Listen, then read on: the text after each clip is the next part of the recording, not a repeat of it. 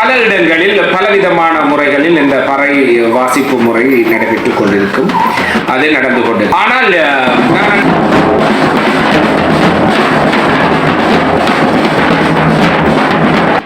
பொறுத்தவரையில் அந்த உடலத்தை சுமந்து செல்லும் பொழுது அவர்கள் ஆடி பாடி இந்த உடலத்துக்கு முன்பாக செல்வதை நாங்கள் அவதானித்திருக்கிறோம். பல திரைப்படங்களில் பார்த்திருக்கிறோம்.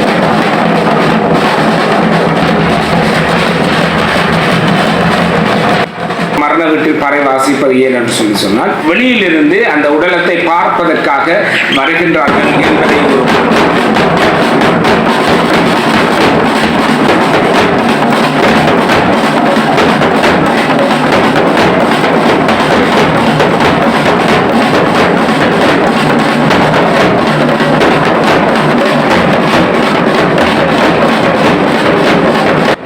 சம்பிரதாயம், இதுதான் சடங்கு என்றால் அதை அவர்கள் நேர்த்தியாக செய்திருக்கின்றார்கள். எனவே அந்த உடலம் எடுக்கின்ற அந்த நாளில் அந்த வாத்திய குழுவினர்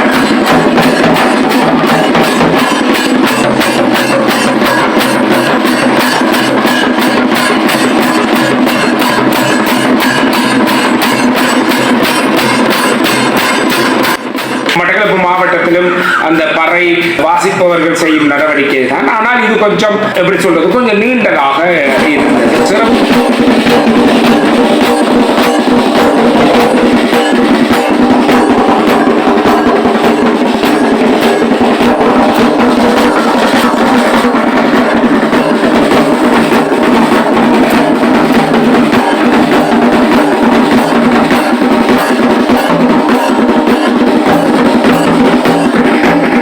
உங்களோடு ஒரு வித்தியாசமான விடயத்தை தான் பகிர இருக்கின்றேன். இது முற்றுமுழுதாக எனது கருத்து, எனது சிந்தனையில் உதித்த விடயம். அண்மையில் நான் ஒரு மரண வீடுக்கு சென்றிருந்தேன். அந்த மரண வீட்டில் எப்படி சொல்றேன் என்று சொன்னா, எங்களுடைய மட்டக்களப்பு மாவட்டத்தை பொறுத்தவரை இறந்த உடலங்களை அடக்கம் செய்வதற்கான அன்றைய தினம் வீடுகளில் பறை என்கின்ற ஒரு வாத்தியம் வாசிப்பார். இந்த பறை என்கின்ற வாத்தியம் வாசித்தால் அன்றைய நாளில் அந்த உடலம் அடக்கம் செய்யப்படுவதாக கூறப்படும்.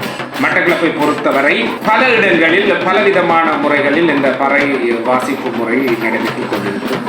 அது நடந்து கொண்டது. ஆனால் நான் அன்று சென்ற அந்த மரண வீட்டில் யாழ்ப்பாணத்தை சார்ந்த ஒருவருடைய மரண வீட்டில் இது 2வது தடவை அந்த யாழ்ப்பாணத்தை சார்ந்தவர்களுடைய மரண நிகழ்வில் கலந்து கொண்டது. அங்கே அவர்கள் அந்த வாசிக்கப்பட்ட பறை ஒரு வித்தியாசமான முறையில் வாசிக்கப்பட்டதை என்னால் அவதானிக்க முடிந்தது.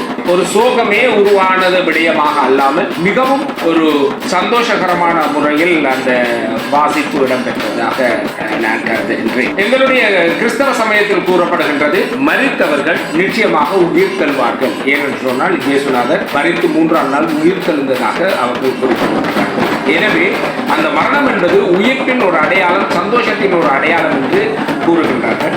ஆகவே அது ஒரு சந்தோஷகரமான நிகழ்வாக எங்களுடைய பைபிளில் குறிப்பிடப்படுகின்றது. எனவே அது ஒரு சந்தோஷகரமான நிகழ்வாகத்தான் நாங்கள் கருதுகிறோம். ஆனால் இந்தியாவை பொறுத்தவரையில் அந்த உடலத்தை சுமந்து செல்லும் பொழுது அவர்கள் ஆடி பாடி இந்த உடலத்துக்கு முன்பாக செல்வதை நாங்கள் அவதானித்திருக்கிறோம். பல திரைப்படங்களில் பார்த்திருக்கிறோம். எனவே முற்றுமுழுதாக மட்டக்களப்பில் வாசிக்கப்படுகின்ற அந்த பறைக்கு மாற்றீடாக இந்த யாழ்ப்பாணத்தில் இருந்து வந்த அந்த உடலத்துக்கு முன்பு செல்ல வேண்டியவர்கள் அந்த பறை விடயத்தினை பலவிதமான வாத்திய கருவிகள் வைத்து வாசித்திருந்தார்கள். 4 சந்திகளிலும் இருந்து அவர்கள் வாசித்தது பிரமிப்பை ஏற்படுத்தியிருந்தது. போபவர்கள் வருபவர்கள் அனைவரும் அதை புகைப்படம் எடுத்திருந்தார்கள், அதை வீடியோவாக எடுத்திருந்தார்கள், அதை பதிவேற்றம் செய்திருந்தார்கள். இது யாழ்ப்பாணத்தில் இருக்கின்றவர்களின் அநேகமானோரின் விடயமாகவே கருதப்படுகின்றது. எனவே அவர்கள் அந்த நிகழ்வுக்காக அவர்களை யாழ்ப்பாணத்தில் இருந்து அழைத்து வந்திருக்கிறார்கள். எனவே இந்த பல விடயங்கள் இங்கே கூறப்படுகின்றது. பறை வாசிப்பது ஏன் என்று சொன்னால், ஒரு மரண வீட்டில் பறை வாசிப்பது ஏன் என்று சொன்னால், வெளியிலிருந்து அந்த உடலத்தை பார்ப்பதற்காக வருகின்றார்கள் என்பதை ஒரு அறிவித்தலாக கொடுப்பதற்காக. சிலர் சுவாரஸ்யமாக கூறுவார்கள், இறந்தவரை பற்றி ஏதாவது பிழையாக கதைப்பதை கேட்காமல் இருப்பதற்காக இந்த பறை வாசிக்கப்படுவதாக கூறுவார்கள். எனவே இது ஒரு மட்டக்களப்பை பொறுத்தவரைக்கும் ஒரு வரலாறாக நடைபெற்று வருகின்ற ஒரு விடயமாக இருக்கின்றது.